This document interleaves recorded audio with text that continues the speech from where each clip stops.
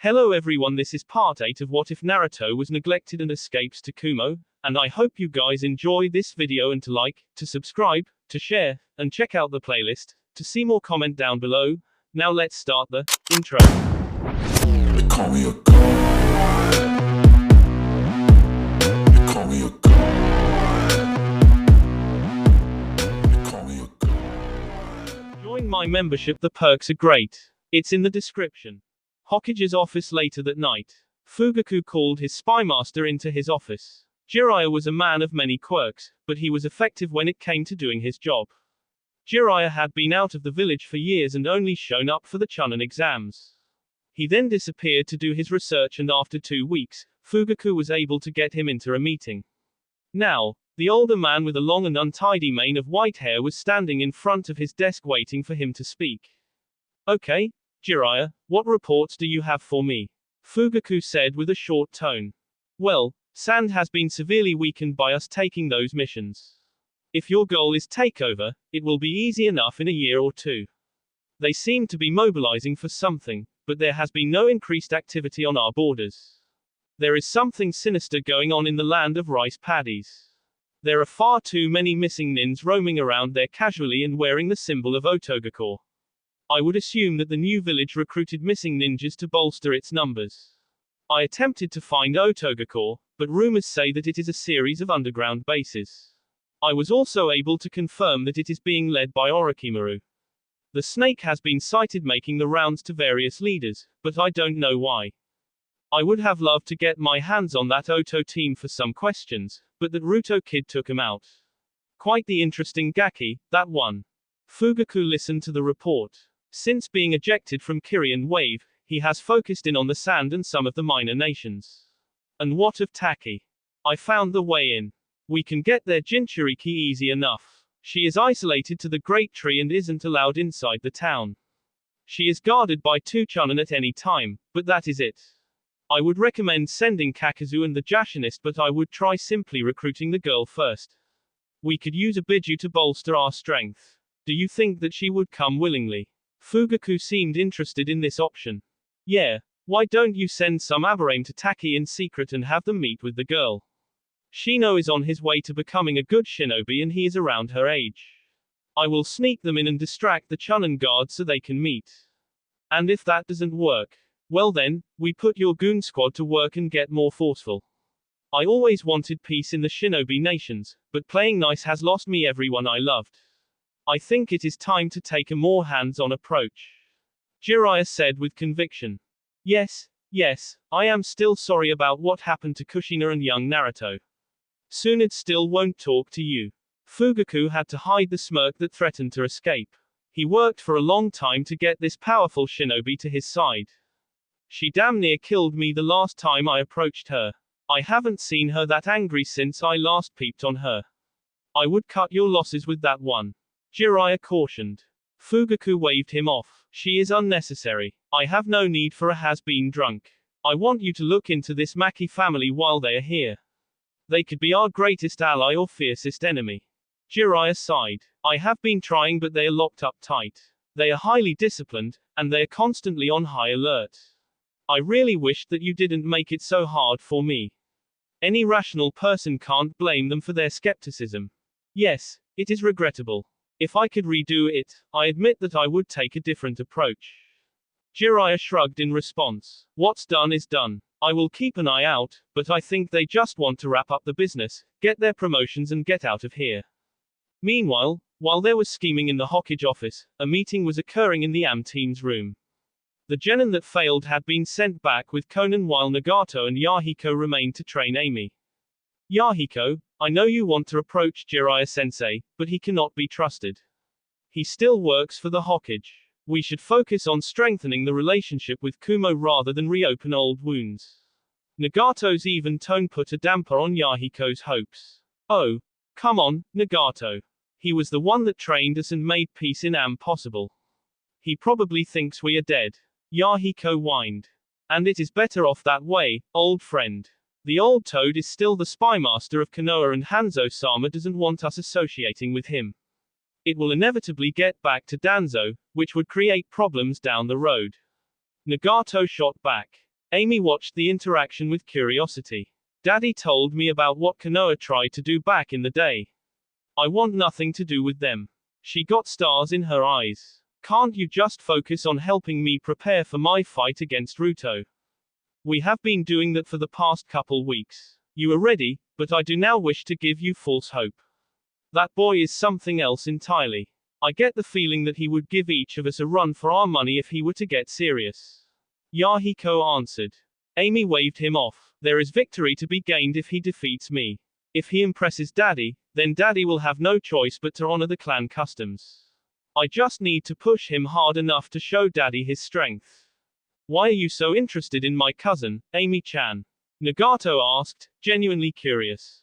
Amy held up fingers and began counting off. 1. Have you seen that body? 2. Have you felt that powerful protective aura? 3. A man doesn't walk around with 2 girls of that caliber unless he earned it. 4. No boy my age has ever challenged me or proven to be my equal. 5. Can I just say his body again? Yahiko chuckled while Nagato shook his head.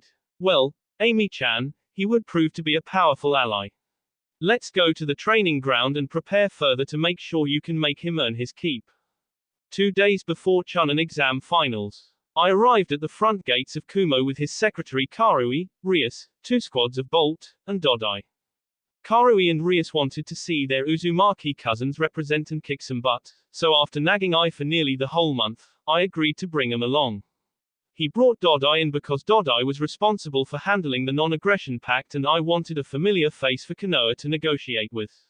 The diplomatic envoy checked in at the front gates and was informed that the Hokage wished to speak with them. As they made their way to the Hokage Tower, I let Karui and Rias go to the Golden Leaf Hotel where the Kumo teams were waiting for them. I and Dodai walked into the Hokage's office 10 minutes later and were greeted by Fugaku and the 3 village elders. I held back a scowl when he looked at Danzo before he threw on his traditional smirk and greeted Fugaku. After the pleasantries were over with, Fugaku got straight to the serious stuff. It pleases me that you came early enough that we could start with some peace talks. Your genin have made a powerful impression on us and we wish to deepen the bond between Konoha and Kumo to move it past a simple non-aggression pact. I looked impassive and kept his features schooled. Okay, Fugaku, before we talk about that, why don't we address the extra adversity that my genin teams faced? We could begin by discussing why they don't feel safe enough to let the guards down and enjoy the delicious local cuisine for starters. Fugaku bowed ever so slightly to I. That was an overzealous move made by my advisor Danzo. It wasn't malicious, he was simply looking out for Konoha's best interest. I didn't suppress this scowl. So, poisoning foreign shinobi as they dine in your village during an exam protected by international law isn't malicious.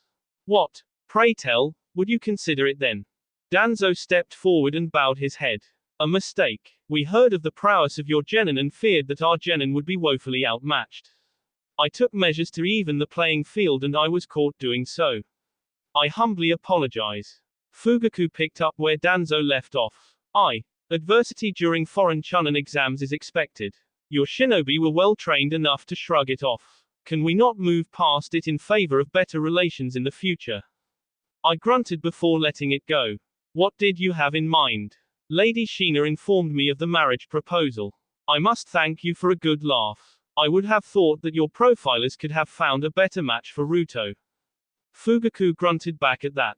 They did, but my daughter Itachi is already promised to Neji Hyuga when he earns his Chunin promotion. Yes, that would have been a better choice. What's wrong? The Hyuga didn't want to swallow their pride and let you offer Itachi. Would it have changed your answer? Fugaku shot back.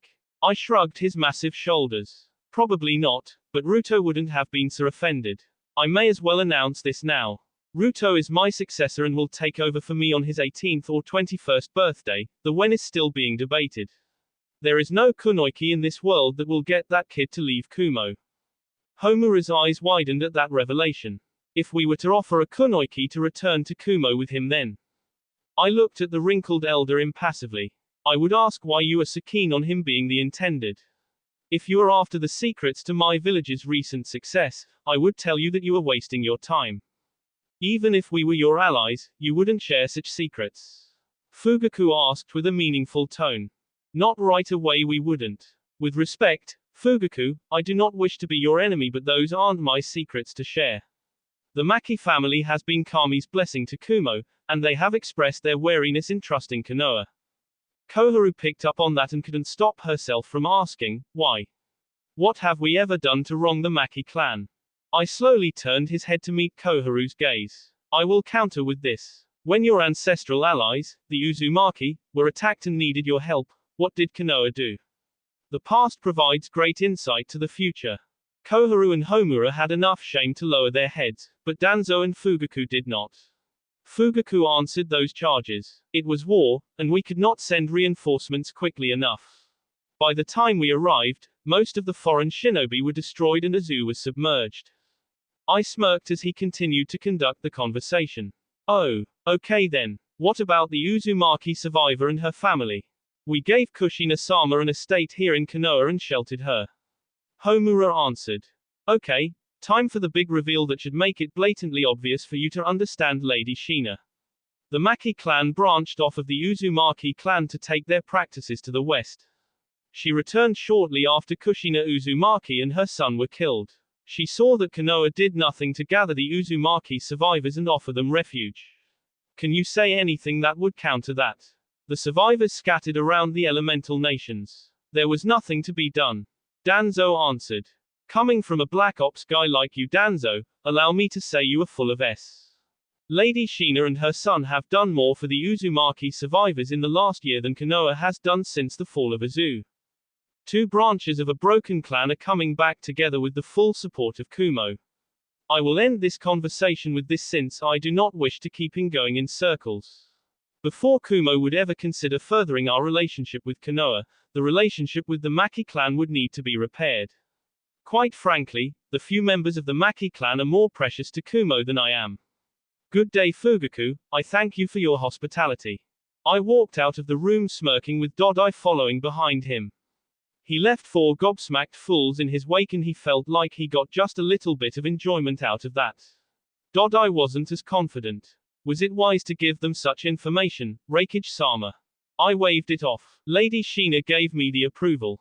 She didn't feel like spending any more time talking about marriage with the fools. I ended with a look to Dodai not to say more until they were in a secure area. 30 minutes later, I and Dodai joined the Kumo teams in Ruto's room, which now felt quite cramped.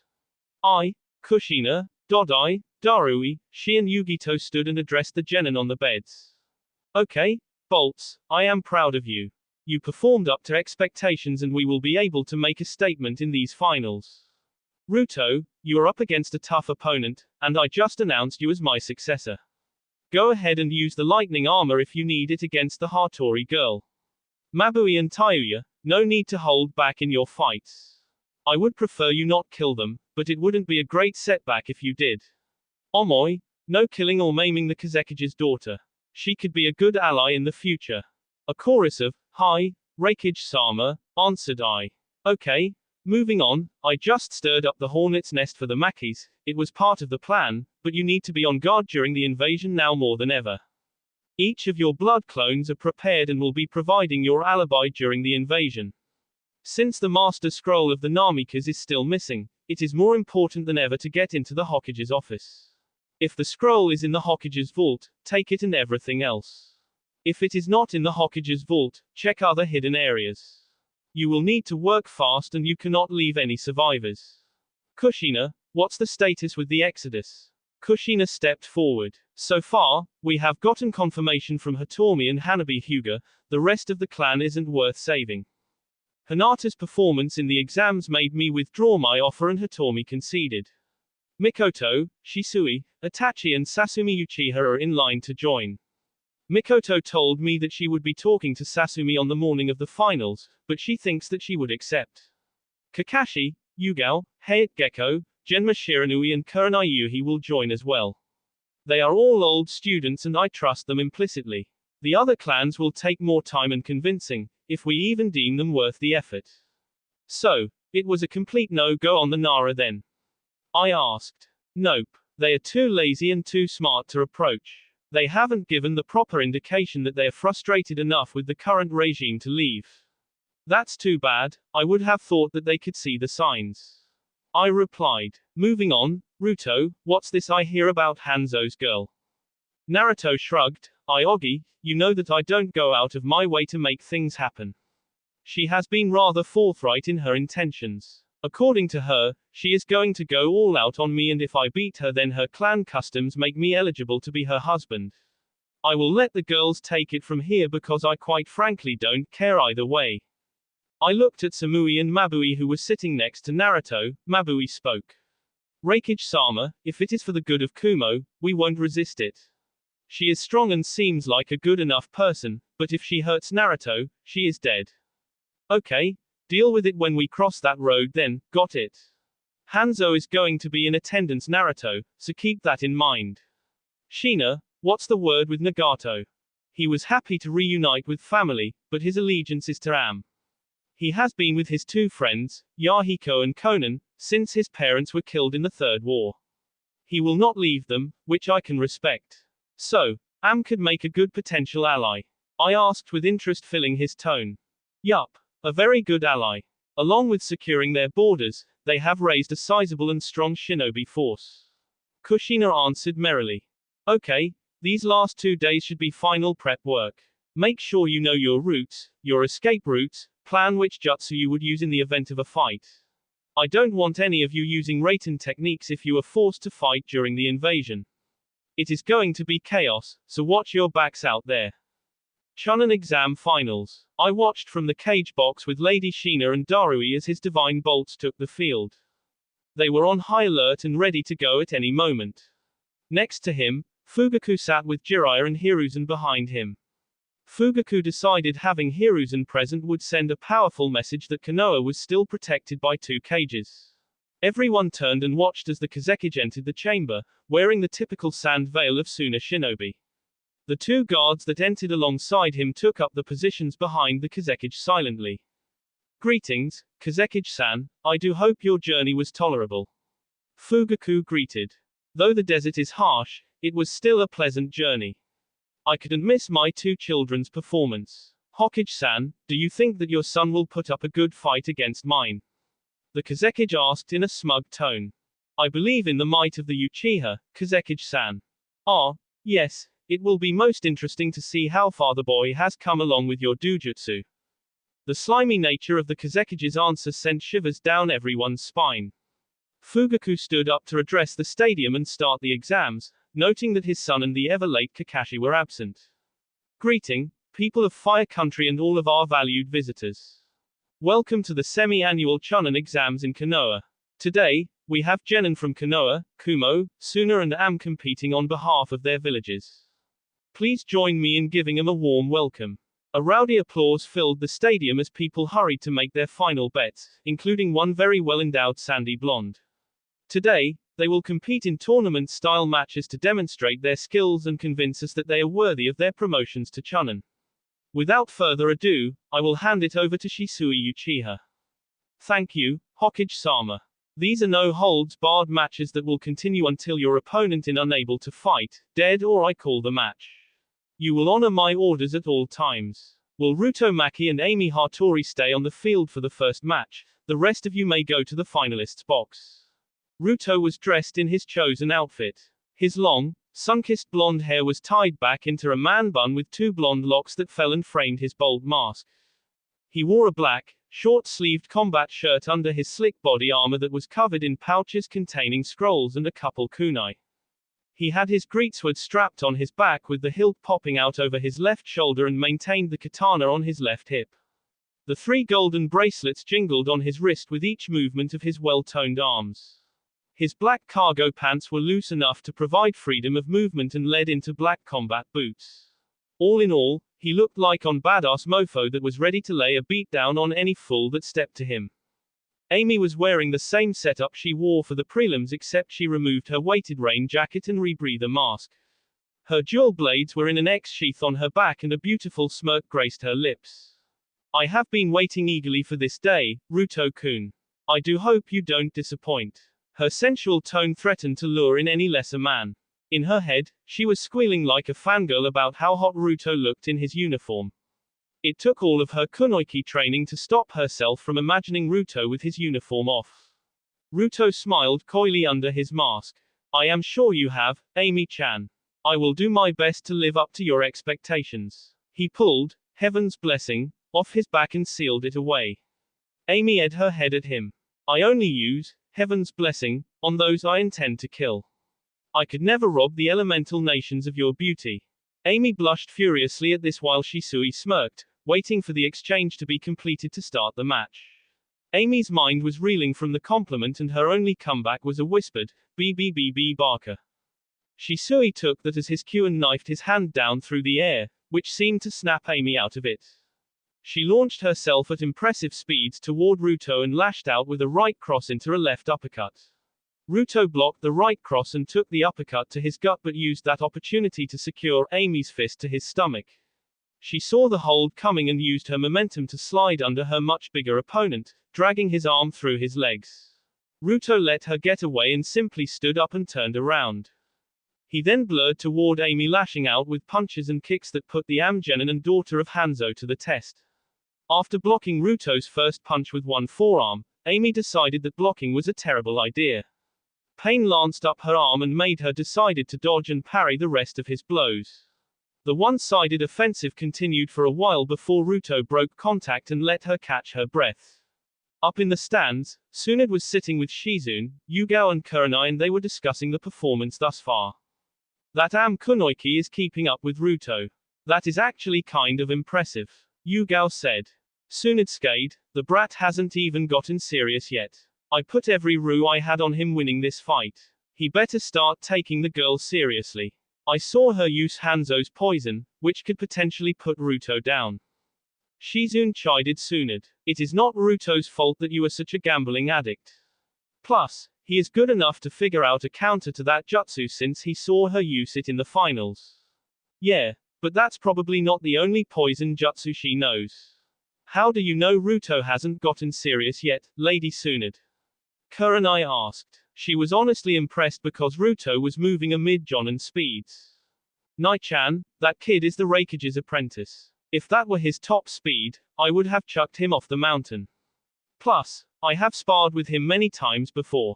He still has his seals active and is holding back to give the girl a chance to show off. Back in the arena, Amy caught her breath and smirked. Why are you going easy on me, Ruto-kun? Because you have yet to go all out, Amy-chan. I want to put on a good show. How about you release your seals, and I will release half of mine? He challenged her. Deal, don't cry to me later. Amy released seals on her wrists and ankles, which Naruto answered with 5 glowing seals on his body. He released the resistance seals completely but kept the weight seals to make it fair. Amy drew out her wakizashis and began a high-speed attack that left the audience wondering what all of the blurs were.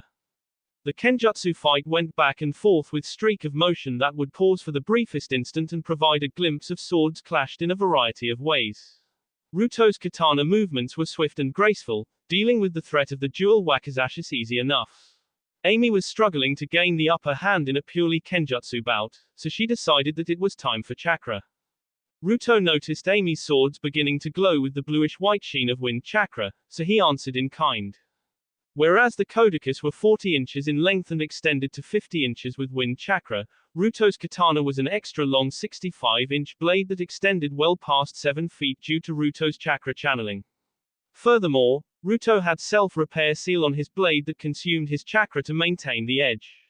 It only took 3 minutes of chakra on chakra for Ruto's far more potent chakra sword to cleave through one wakizashi and crack the other. In a graceful spin, Ruto blocked an upward slash from the left sword, spun to avoid the twin swing from the right sword, and then accelerated his spin to send a powerful horizontal slash at the stunned kunoichi.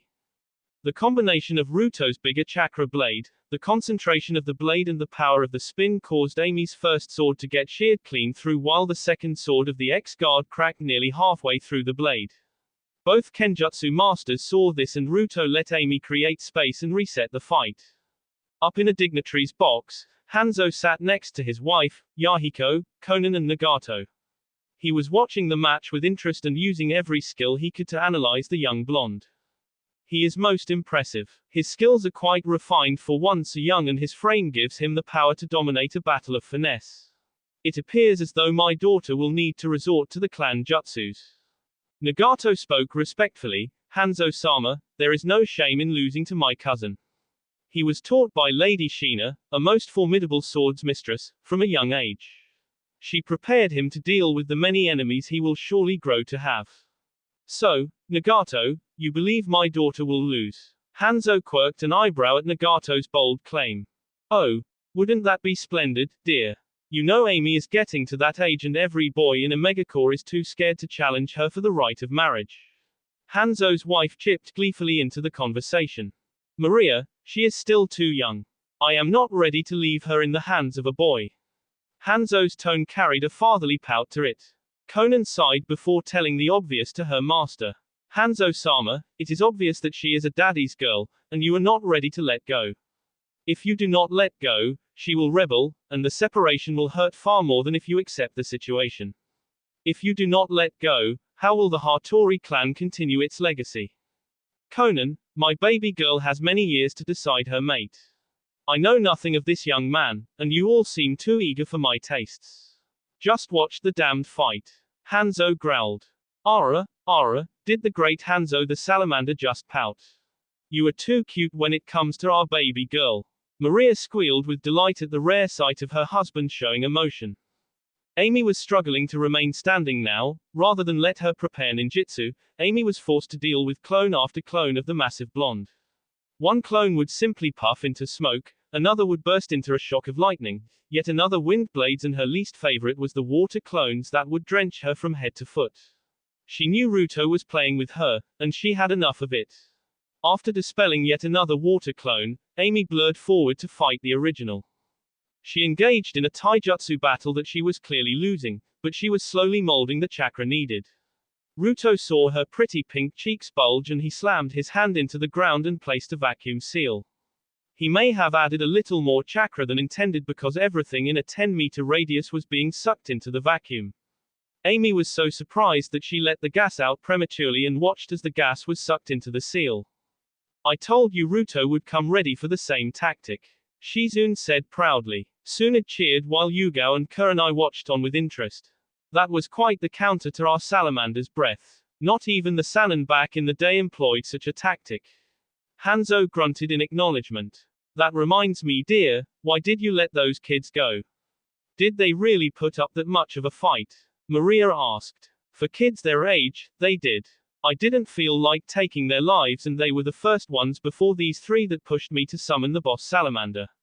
I thought that deserved recognition. Hanzo explained. Yahiko laughed. Look how that turned out. One pedophile, one pervert, and one gambling drunk. Admittedly, they are strong, but they leave a lot to be desired. After recovering from the surprise seal, Amy began flipping through hand signs again. Her cheeks bulged and she shot out globs of purple poison at high speeds. Ruto saw this, clapped his hands together before swirling them in a circular motion and whispering, "Futon, wind wall."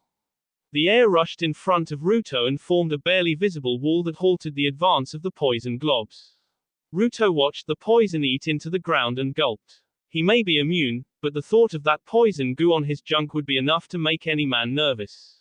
Hikari heard the thought clearly and nearly fell off of her couch laughing. Ruto decided to go on the ninjutsu offensive and show off some of his skills. Forming lightning chakra in his right hand and water chakra in his left, he called out, storm style, laser circus. The next 20 seconds of the fight were spent with Amy dodging a hail of lasers that punched straight through her water wall. She took a couple of hits to her front and side, each hit sizzling through her uniform and showing off some singed skin. Amy decided to go for broke and bring out the summons. She summoned a mid-sized salamander that was the size of a large house. She threw a rebreather in her mouth to protect herself from the potent poisons of the salamander clan. Ruto paused here. He had two options. Answer a summons with a summons or step up his own game. Deciding to enjoy the fight, Ruto unsealed Heaven's Blessing, and channeled lightning chakra through the blade in his body. Even through the noise of the fight, Ruto heard the crowd gasp as he became encased in the thin blue haze of his Stage 1 lightning armor. Hanzo sighed. Rudra isn't going to like this. I have a feeling he will be losing one of his clansmen today. What makes you say that, Hanzo-sama? Conan asked. That boy can clearly handle a summon of this level. He brought out his sword as soon as he saw little Deedon there. I can only hope Deedon dispels before he sustains too much damage.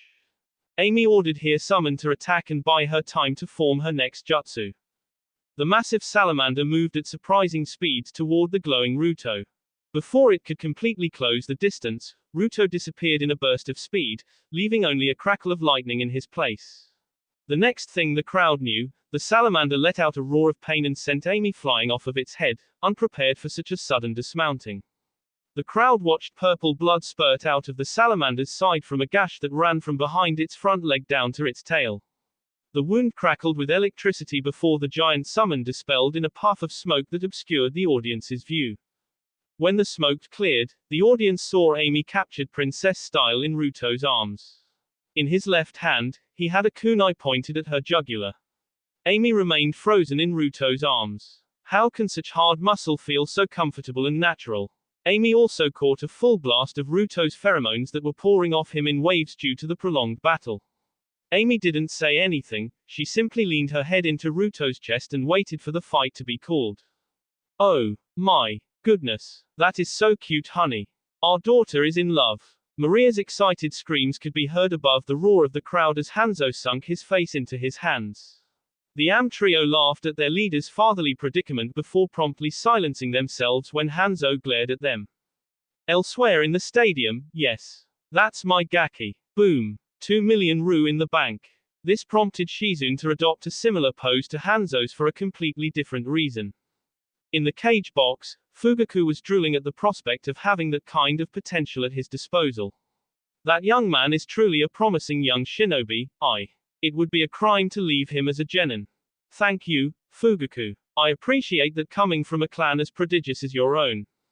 The Kazekage seemed pensive as he added in half-hearted praise. Indeed, he is quite the interesting young man. This earned a glare from Lady Shina, who had already identified the man as Orochimaru. She would warn I about it during the intermission. Ruto attempted to set Amy down, but she refused and whimpered in protest. Sighing, he carried the beaten kunoichi princess style to the finalists' box. This earned catcalls and jealous protests from some of the females in the crowd, but nothing compared to the knowing look that greeted him in the contestants' box.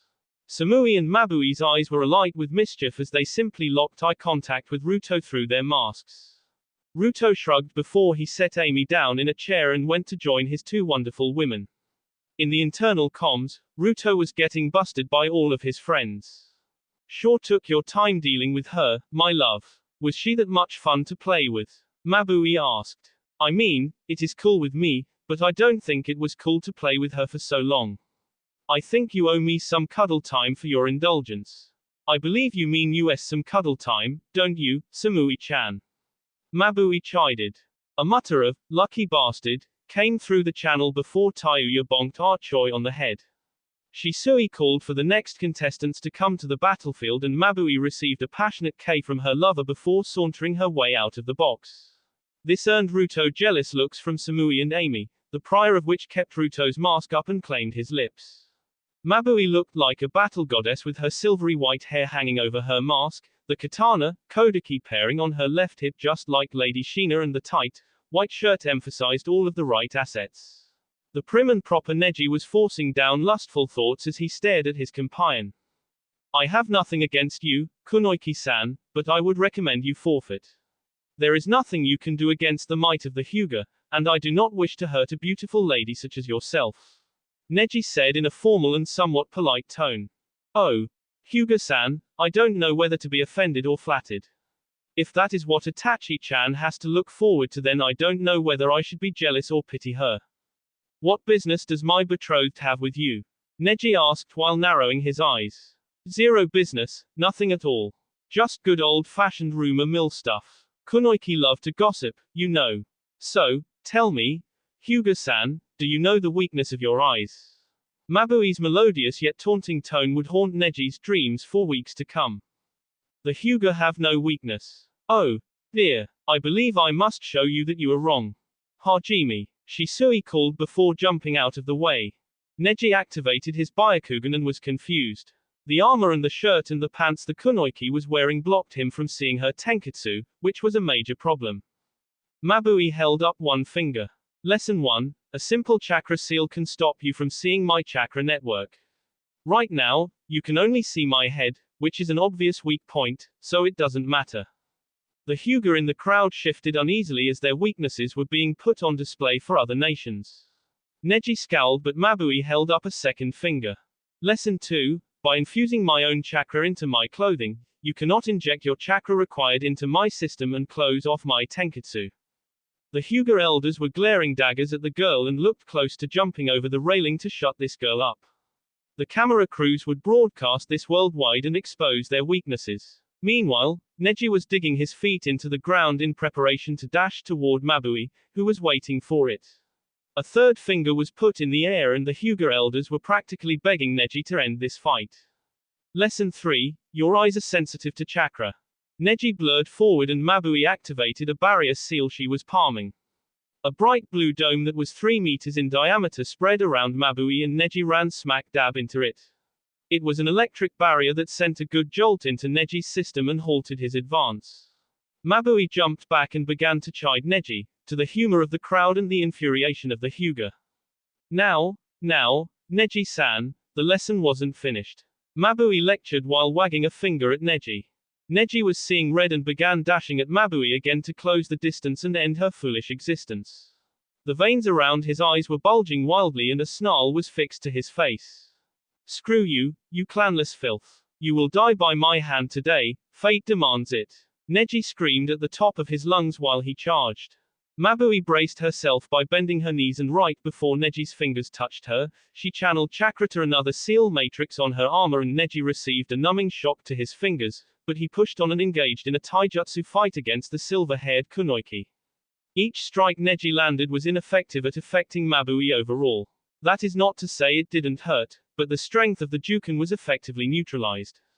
Maui finally had enough space to draw her 2 swords and lightning sparked to life around the blades. Neji saw the blades and jumped back to create some distance. Now, Neji-san, lesson 4 is the most important one. The Hyuga's pride is the greatest weakness. You have no ninjutsu, your shuriken and kunai throwing are put on the back burner and your juken means jack all at range. Now, come Neji, let us conclude this lesson. In the contestants' box, Ruto was practically drooling through his mask. He was totally going to have Maui play teacher while he performs the role of the naughty student. Hikari giggled in his mind and said that she would be the headmistress. Ruto could be seen spacing out and nodding his head vigorously. Thank Kami for the mask that covered his face and preserved his dignity. Maui threw kunais that Neji easily deflected into the area around him before she channeled chakra to her palms and clapped her hands together to perform the Raiten, lightning rod, jutsu. The lightning stream was thick and powerful and heading straight for Neji. He saw the kunais around him and knew that it wouldn't be good for him. He began spinning rapidly and a blue chakra dome formed around him as he called out, Kaiten, heavenly spin. The lightning jutsu was reflected and redirected into the kunai around Neji. The chakra Neji was emitting during his jutsu protected him from the effects. While Neji was spinning, Maui pulled out a clump of her favorite flash tags and attached them to a kunai. She lobbed them toward Neji, closed her eyes and formed the rat hand seal to detonate the tags. A blinding flash of light lit up the stadium and blinded a good portion of the crowd, especially the Hyugas with their Byakugan activated. The whole Hyuga section was clutching their eyes in pain, some stumbling over themselves and falling over the chairs. Back on the battlefield, the blinding white light nearly destroyed Neji's eyes and the pain caused him to stumble and release his Kaiten. The stumble during the abrupt end of his jutsu sent him tumbling across the ground as Maui finished her jutsu. Raiten, thunderclap, as Maui slammed her palms together, a stream of lightning arced from her toward the blinded Neji. It hit him dead on and caused him to cry out in pain again as the lightning coursed through his body. The electrification ignited every pain sensor on his body, which overloaded his brain and left him in a smoldering lump on the arena floor.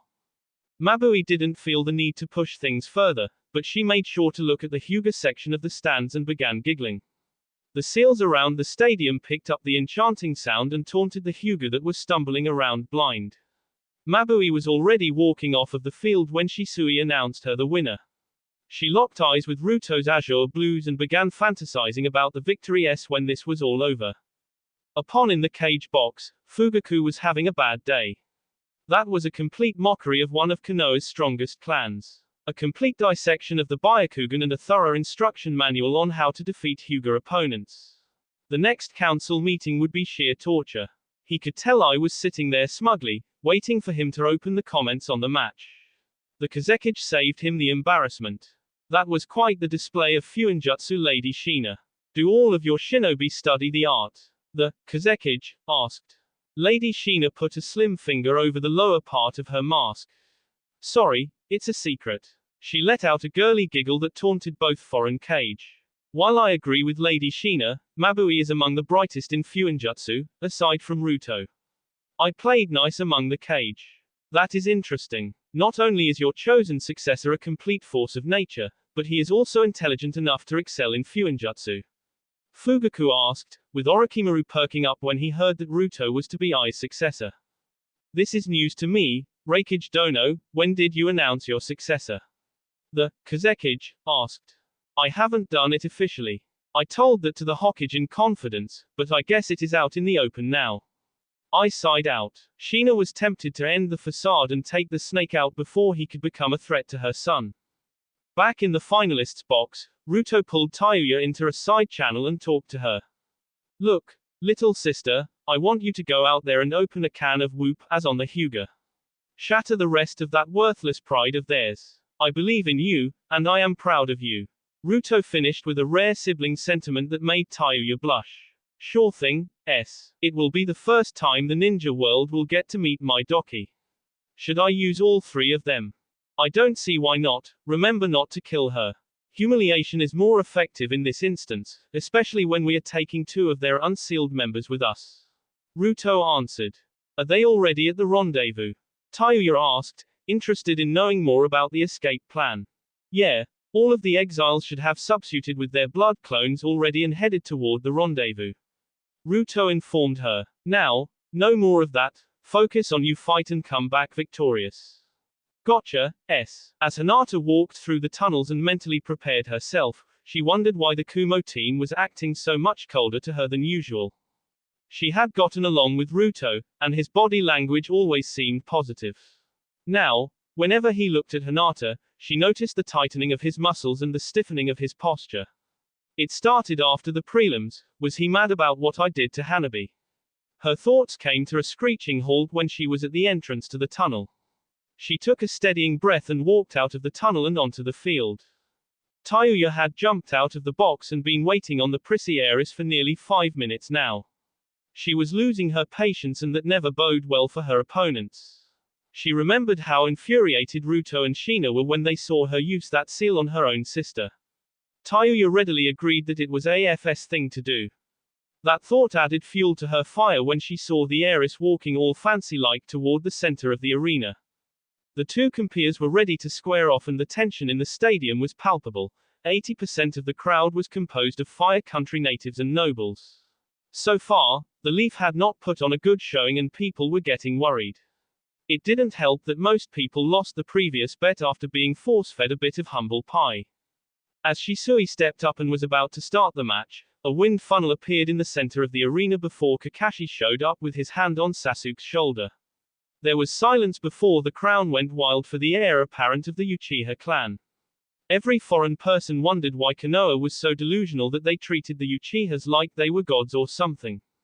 What the F? Father F, get the F off my D. Battlefield UFD conglomeration of bastardized human tissue. Touya snapped off like it was the most natural thing in the world. Shisui stifled a laugh as the stadium fell dead silent. Then roars of disapproval, insults and death threats were thrown at Touya.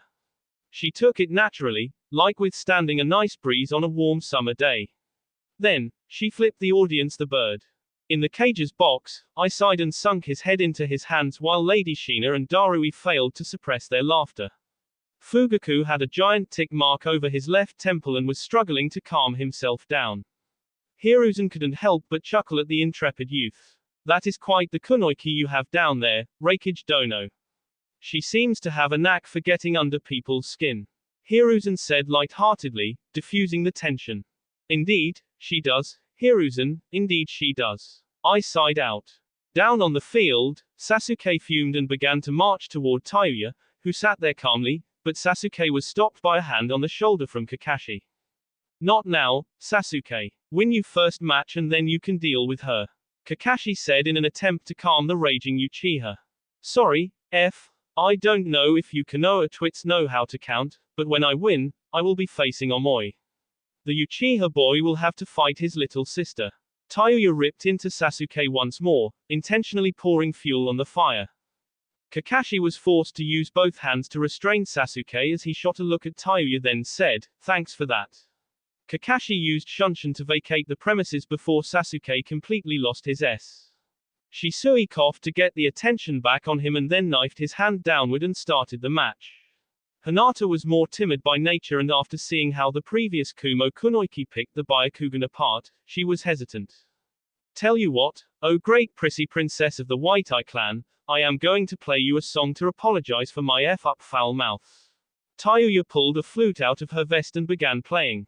The music carried throughout the stadium and had a serene calming effect to it. The shouts of anger subsided, and a peaceful calm settled over the arena. Once everyone was quiet, the real performance began. It started as a jaunty tune that turned into the sharp notes associated with a thriller movie. When the music changed, Hinata seemed to snap out of her trance and activated her Byakugan. She saw the chakra laced into the music and watched as it sprung out of the flute with a supernatural grace that entranced the audience. She then saw 3 demonic-looking figures appear out of nowhere. She tried to pulse her chakra and dispel the illusion with no effect. Then the assault began. Hinata worked hard to repulse the attacks of the large demonic figures as a fast-paced song seemed to spur them on and give them more power. Touya was dancing to the music in a truly entrancing fashion as her doki continued to assault the Hyuga heiress.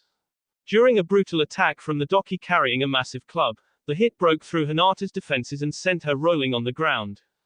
The audience, aside from a couple higher-level ninjas, was still completely wrapped up in the tune. It was building into a crescendo as the doki launched themselves at the downed form of the Hyuga heiress. The girl rolled to the right to avoid the massive club slamming down on her but received a stomp to the gut from the doki with no arms. She spit out blood and cried out in pain as a brutal beating began. Touya's flute was now playing harsh music that elicited rage and fear from her audience as blow after blow landed on the defenseless girl. Touya was so wrapped up in her own performance that she didn't notice when Shisui called the match. He was forced to intervene, and he snatched the flute out of the girl's hands and abruptly halted the music. The trance was broken, and the crowd snapped back into awareness to notice the Hyuga heiress in a bloody and crumpled mess. Shisui called medics out with some urgency as multiple bones looked like they weren't holding their proper anatomical shape. Touya snatched her flute back and put it in a pouch of her vest before taking a bow to her still stunned audience. She then skipped back to the finalists' box in a show of girlish happiness that sharply contrasted with the environment of the stadium. It didn't take long for the stunned silence to break before people began cursing at Touya. The Hyuga were incensed that they were caught in an elaborate genjutsu that left their heiress on death's door. Meanwhile, Tsunade cashed in her third all-in bet and was squealing with a girlish glee while jumping up and down with Shizune. In the cage's box, they were all impressed by the power of the genjutsu. To create chakra avatars that reacted to the music with such brutality was a magnificent feat, and Orochimaru was drooling at the prospect of such a kunoiki. If he had her in his forces, she would instantly become one of his elites. The sad thought that she would never accept him as a master then shot through his head and left a sour taste in his mouth. I will begrudgingly admit that that was impressive. If you don't mind me asking, why did she go so far as to make it personal? Fugaku asked. Sheena picked up the question. The Makis are proud of our seals. For a sister to use such a disgusting seal on her own twin rubbed us all the wrong way. Touya seemed just as enraged as Mai Sochi was. The Hyuga should thank Mai Sochi for asking her to spare the Hyuga heiress life. Why would he ask her to do that? Orochimaru asked, genuinely interested. The girl was nice enough in Wave, but he had changed his opinion since the prelims. He didn't think she was a completely lost cause, so he wanted to punish her, but give her a proper chance to atone. Shina shrugged as she said it. Fugaku was interested too and tried to dig further into this idea. Why does your son throw himself so readily into matters that don't concern him? Because he is a true leader, Hokage. That boy sees injustice and leads those around him to correct it. Simple as that, stated I with his arms crossed over his chest. With the Konoha rookies, the mood was sour, and their faces were downcast. Man, that was brutal. The usually long-winded Ino stated simply. Those Makis think they run this town. They come in here and assault two clan heirs and think they will just walk away, Kiba fumed, genuinely enraged by what just happened to his teammate. Troublesome, Kiba, they have the power to do it and walk away.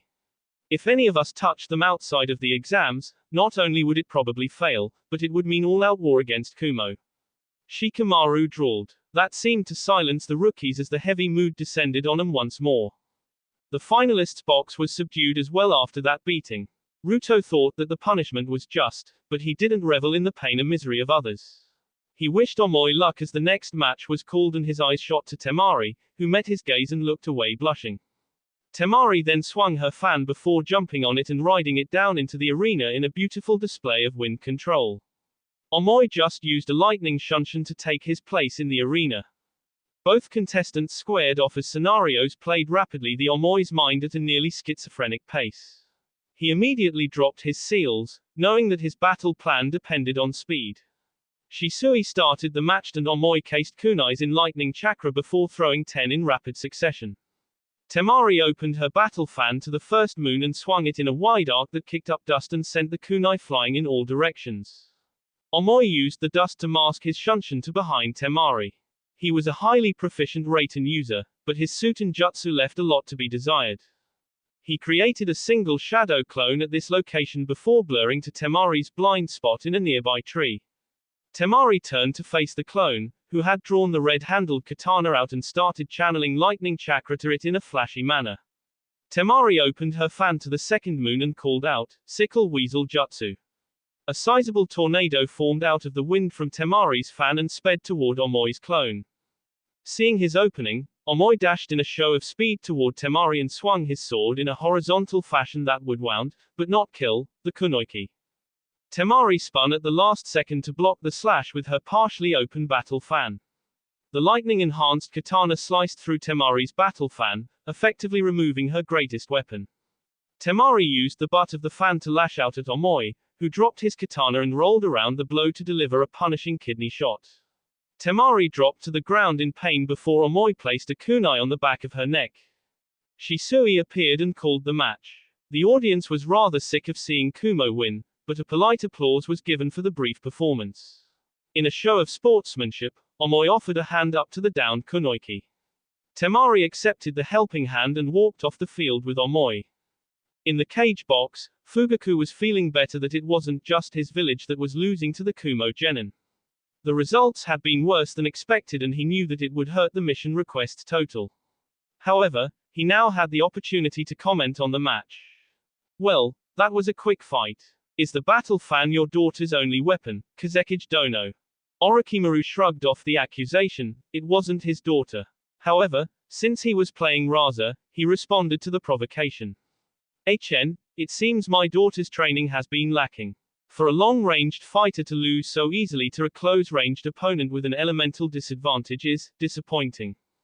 There are many kinds of shinobi, Kazekage. Not all of them are meant to fight on the front lines. Your daughter would be a deadly force in a defensive position and during bigger battles. I commented. Thank you for the kind works, Raikage Dono. It is this next fight that I am most excited to see.